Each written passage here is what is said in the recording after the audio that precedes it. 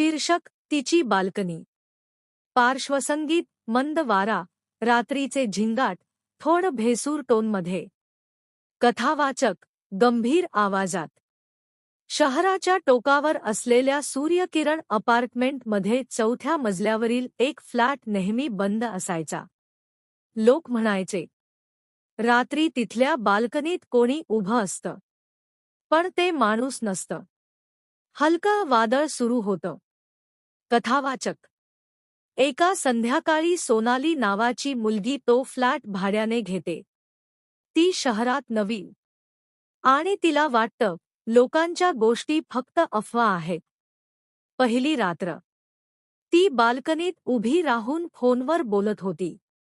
वारा वाहत होता आणि शेजारच्या बाल्कनीत तिला एक बाई दिसली. पांढऱ्या साडीत, लांबसडक केस, पण चेहरा अंधारात लपलेला. ती क्षणभर वळली आणि एकदम नाहीशी झाली. वाऱ्याचा जोर वाढतो, खिडक्या थरथरतात. सोनाली घाबरून. कोणी आहे का तिथे?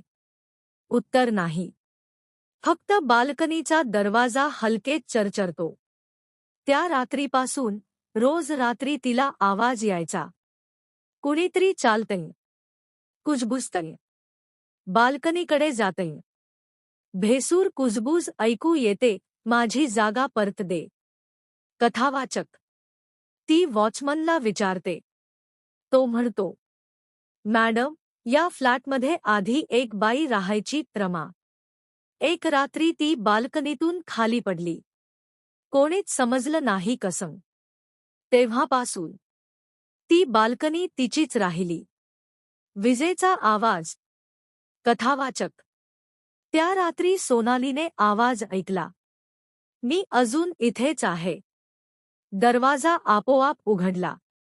थंड वारा आत आला.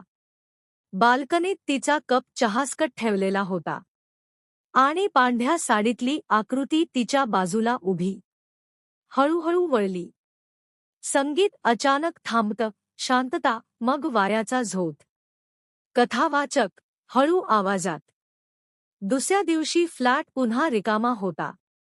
फक्त बाल्कनीतून कोणीतरी अजूनही पाहत होतं. ती बाल्कनी आजही रात्री उजळते. पण तिथं कोणी राहत नाही. शेवटचा टेक्स्ट स्क्रीनवर. कधी कधी जागा बदलते, पण आत्मा नाही.